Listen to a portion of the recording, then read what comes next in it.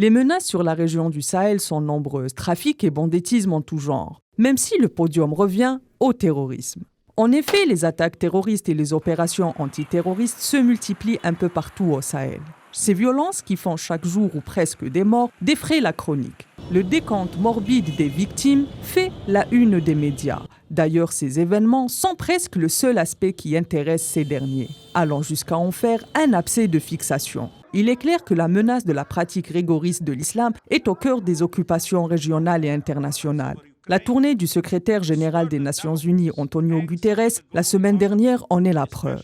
À l'origine de cette crise sécuritaire majeure, des raisons endogènes, l'instabilité institutionnelle et économique peuvent être placées en haut de la liste, aux côtés des causes endogènes, à savoir l'influence des grandes puissances, en particulier la France-Afrique. Dès 2013, avec l'opération Serval, les interventions étrangères sont présentées comme étant la seule solution pour lutter efficacement contre le terrorisme. Près de 9 ans plus tard, les observateurs internationaux et continentaux sont d'accord à dire que ces interventions sont un échec cuisant. D'ailleurs, la crainte est de voir se produire un scénario afghan au Sahel.